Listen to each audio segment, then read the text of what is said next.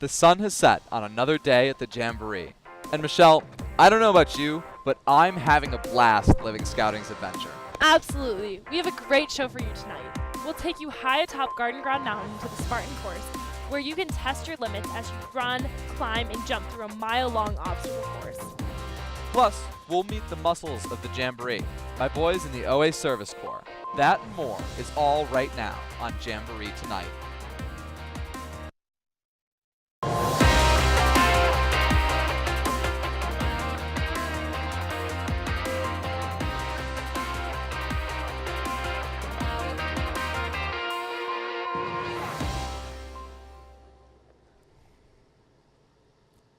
Dun dun dun da da dun dun dun da da. It's time to play the music. It's time to light the lights. It's time to meet the OA Chief on Jamboree Tonight. It's time to put on makeup. It's time to dress up right. It's time to hear from Michelle on Jamboree Tonight. Somehow, Kermit the Frog made that look easy. Yeah. Welcome, welcome, welcome to tonight's edition of Jamboree Tonight. I'm not Michelle Merritt, the National Venturing President. She is. And I'm not Forrest Gertin, the National Chief of the Order of the Arrow. He is. But together, we're here to tell the thousands of scouts at the 2017 National Jamboree everything they need to know about our last few days here at the summit. I can't believe that we're in the home stretch of the 2017 Jamboree already. It seems like just a week ago we stepped off the buses, rubbed the sleep out of our eyes, and began the adventure. Michelle, it was just a week ago. Well, okay, I've been having so much fun, perhaps I lost track of time a little bit.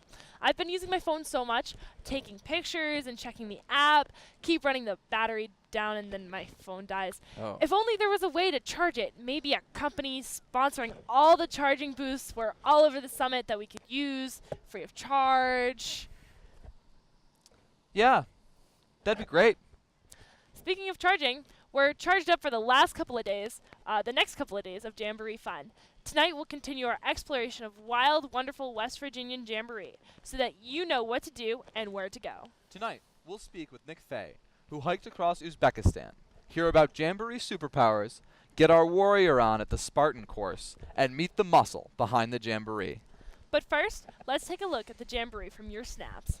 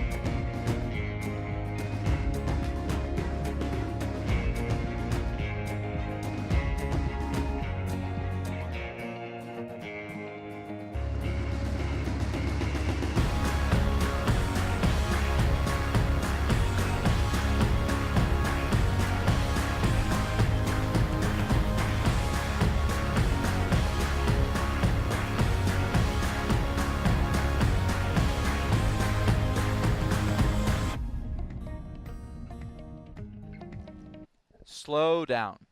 That's the message that National Geographic fellow Paul Salopek has for us to reflect on here at the National Jamboree. As he hiked around the world, he was joined by one of our fearless scouts, Nick Fay, for a trip in Uzbekistan. Nick, thanks for being with us. Thanks for having me.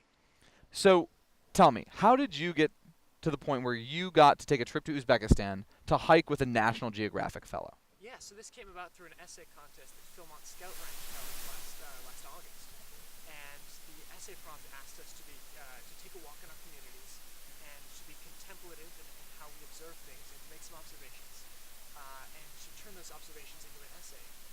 And so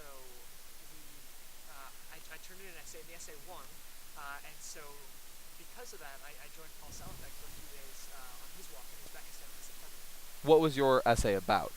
It was about a walk I took through the community of Mattapan, which is right next door to us in Milton, Massachusetts, and they've struggled with some issues of poverty in the past. Thank you.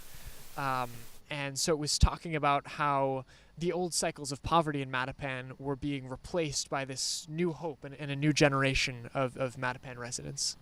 Very cool. Very cool. So, in Uzbekistan, you got there. What were the first couple of days like? How was it adapting? Oh, it was a crazy experience because I would walk through the streets, and the buildings all looked like they were out of the 12th century. Like they would be made of sand. They'd be these beautiful, ornate mosques. And then I would meet the people, and because the buildings were so different, I assumed that the people would be different too. But some of the people we were walking with, were quoting U2 and Coldplay lyrics. So it was very clear to us that even though it might look different, the people were very much, like people you might meet walking down the streets of a city today. So, tell me more about those people. What do you think a young Uzbek would want to tell the scouts here at the National Jamboree about their culture? I think that Uzbek kids would like American scouts to know how lucky they are to have the freedoms and opportunities that they had. It was very clear to us when we were walking there that, for instance, they have a curfew where they're not allowed to be out beyond a certain hour. They have to stay in their houses. They're not allowed to surf the internet freely. The government will sometimes slow down their service, so they can't get to it as fast as they might like to. And obviously there are many employment opportunities and higher education opportunities that all us Scouts in America have access to that they might not. So I think they would want American Scouts to be more appreciative of what they have. Wow. And perhaps a little more staunch in the defense of those freedoms. I would agree with that, yeah. So, you are here at the National Jamboree. What's your role?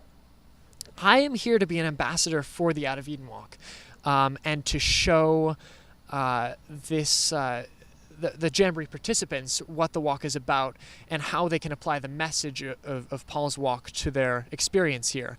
And actually, there's an opportunity for a Jamboree participant to do exactly what I did and walk with Paul this December. Or right around then in Nepal or northern India. So it would be a once-in-a-lifetime opportunity. Scouts, this is your best chance to visit that part of the world maybe that you'll ever have. So take advantage of it. Come visit us in the Pulitzer Center booth, and the instructions for submitting an essay are in our passports. So, Nick, what was the hardest part of your Out of Eden walk? I think it was just being open to the experience, because I was being immersed in a culture in which, previously I'd had no window on. So it was just funny to walk through like a bizarre marketplace in the city of Bukhara, or to interact with people who, didn't speak English or, were completely different from myself. So I think it helped me grow a lot, and I'm very grateful for that opportunity. In what way has the Out of Eden walk that you participated in, or at least the portion that you participated in, helped you become more reflective in your daily life? I think the biggest way that was true was in walking with Paul, because, we walked for 2 days, and there would be times where we talked a lot, and he was great about being patient and answering all my questions. And, over the course of 2 days, I peppered him with so many questions because he has so many different experiences. But there were also times where we would just be walking along, and, we wouldn't say anything, and it would be this big open road with farmlands on either side of us, and it was just this great opportunity to think. And I think, Paul's had a lot of time to do that over the 3.5 years that he's been doing this walk, and I think that he would want us to know that that's not an opportunity or privilege that's just reserved for him. All of us can be contemplative in how we approach our daily lives. All right, now I'm a scout that wants to do this. Walk me through the steps again. I go to the Out of Eden National Geographic tent. Yes, actually, many scouts were handed a passport when they first got here, but if you don't have one, you can get them from your base camp leader, I believe. Everybody has those passport journals. Everybody has those passport journals, okay. And in the passport journals, there are instructions about how to go about submitting an essay. But the first step, of course, is while you're at the Jamboree, make some observations about what you see. Maybe write down some thoughts at the end of the day. And then you can turn those thoughts into an essay where you talk about your experience at the Jamboree, and you connect them to a few core values of the Out of Eden Walk. Awesome. So if I take a look at my passport journal, really reflect on my experience meeting different people here at the Jamboree, and then turn that into an essay, I can submit that through the Boy Scouts? It's actually run through the Pulitzer Center of Crisis Reporting, through a partnership that they have with the Boy Scouts and with the Out of Eden Walk. But all the instructions for how to submit your essay are in your passport. Awesome. And if I had more questions, where could I find you here at the Jamboree? So the Pulitzer Center tent and the Jamboree Passport tent is at the Summit Center. And it's right above where the big amphitheater is. So come and find us. Awesome. Well, Nick, thank you for being here. It was awesome to learn about the Out of Eden Walk, and I hope your message and Paul's gets across to the thousands of scouts out there. Great. Thank you so much, Forrest. Night after this. Introducing the official app for the 2017 National Scout Jamboree, powered by AT&T, designed to max the experience for every scout and venturer. Helpful for contingents and unit leaders too. The app includes a list of activities,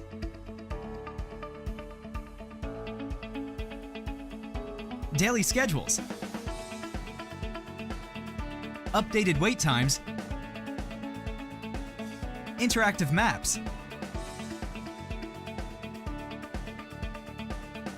real-time notifications, and so much more. What are you waiting for?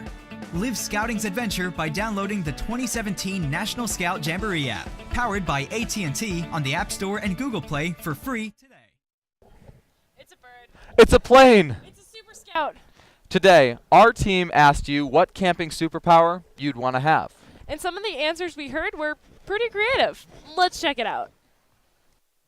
I'd have the ability to find anything because I've lost my credentials for the 3rd time and I keep getting lost. I'd like to be able to snap and start fires because up where I live it rains so much that you can't really start fires ever. Power to materialize camp gear like water bottles and rope and stuff. Ecovision, you can see it where everybody is, so if someone gets lost, you know exactly where they are.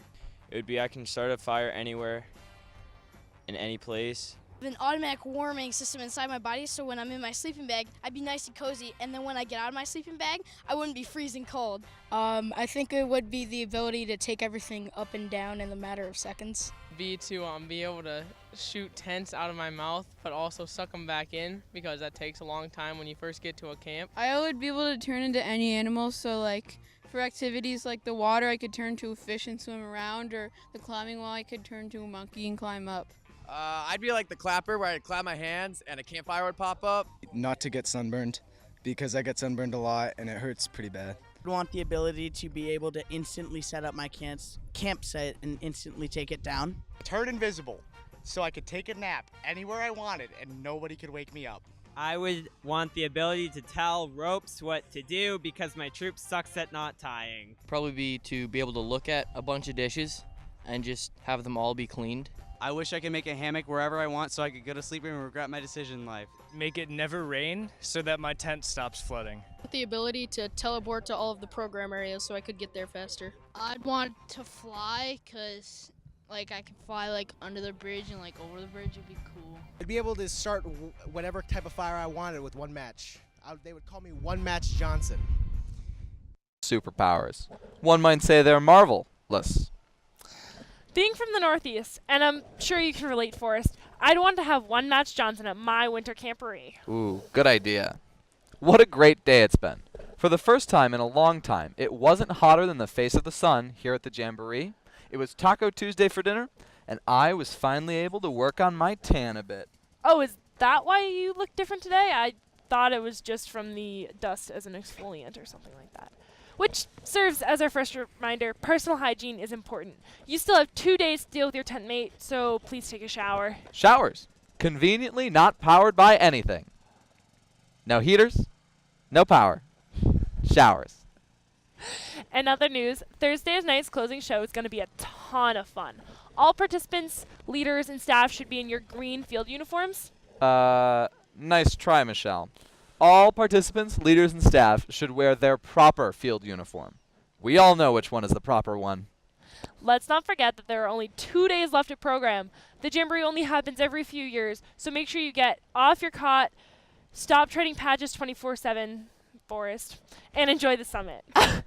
Well, I'm happy that I've been able to see everything the summit has to offer, even a brief stop at Base Camp Foxtrot. I definitely suggest visiting Boulder Cove. The Summit Center exhibits. Show off your skills at the park. Do some target practice at the bows. Or get your swim on at Water Reality. My time was 8 minutes and 31 seconds. There's only 2 days left, so get out there and enjoy Jambo. If you want help navigating your preferred activity area, you can find walking directions in the 2017 National Jamboree app, powered by AT&T. That's all we have for your news you can use. We'll be right back after this.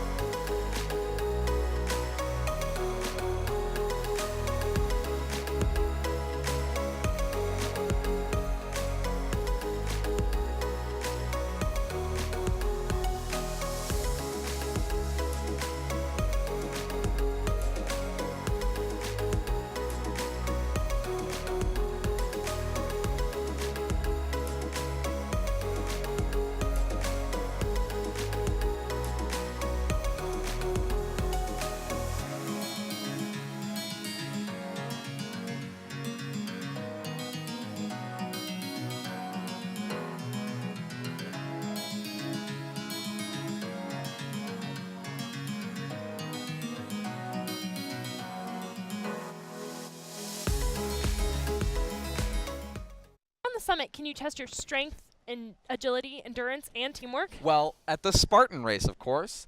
This wildly popular obstacle course race is available for you to try your hand at. Let's check it out. And now for some scouting activities. How fast could you scale a 9-foot wall? Don't ever bet you can beat a Boy Scout, for they're all experts.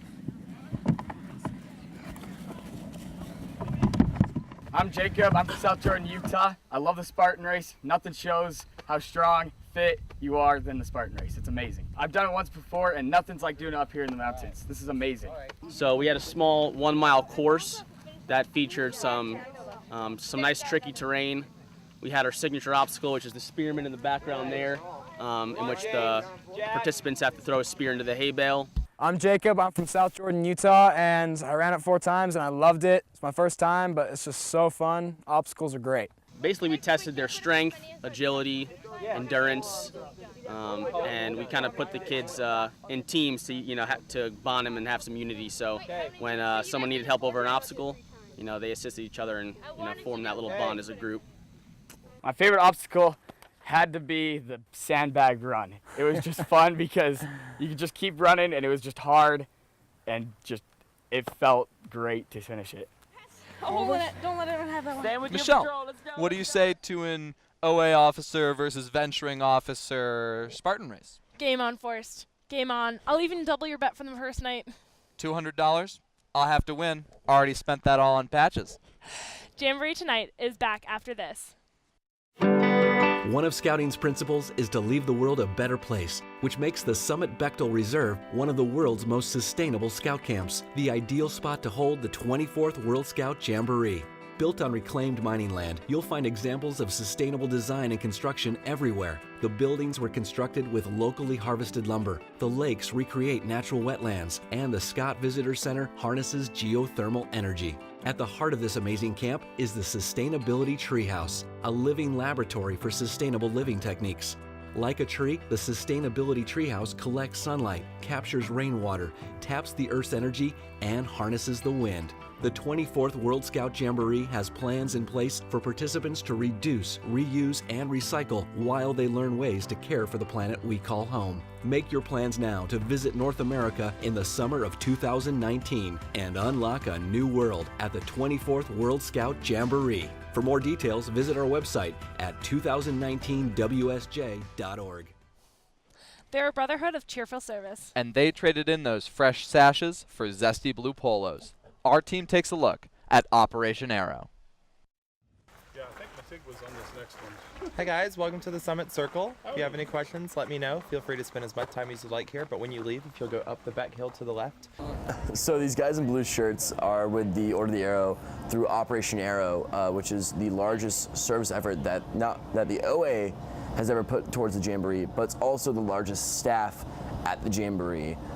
We have the OA Service Corps, which they provide any necessary manpower that the Jamboree needs. Another program that we have is Trek Guides, which if you haven't been up the mountain by now, you need to make sure you can get up soon because they lead all the troops up to the top of Garden Ground Mountain so that they can participate in any activities that are on top of Garden Ground Mountain. But then a couple of the other ones that you're looking for are going to be on the right side of this pillar right here. Okay. But the Summit Circle, it was moved from Treasure Island, which is where the Order of the Arrow was founded back in 1915. We moved quite a bit of it from Pennsylvania down to here in West Virginia. And I definitely encourage every Order of the Arrow member to go check out the Summit Circle. And also while they're there, they get a little bag of ashes from some of the fires in the Summit Circle. So that's a cool little souvenir you can keep. All right, everybody smile. Hey, those are the OA guys, and those OA guys do fantastic work. And that's something that we need help maintaining. We can't do it without dedicated volunteers like everyone here at the Jamboree today. Just a general thank you to all Operation Arrow staff watching this. I know I appreciate you. I know everyone else here at the Jamboree really appreciates you right now. All right, I got it. You're 607? Thank you. You're welcome. You know, those polos look familiar. Perhaps it's because it's the largest staff initiative at the National Jamboree. And we've had some awesome airmen helping us set up the Jamboree Tonight set. Thanks, guys. And thank you to all the Operation Arrow staff. That'll do it for us tonight. We'll leave you with some pictures from social media. Don't forget to use hashtag 2017Jambo when posting on Facebook, Twitter, or Instagram. You might see your pictures right here on Jamboree Tonight. On behalf of the entire Jamboree Tonight team, thanks for staying up with us. We'll see you back here tomorrow night.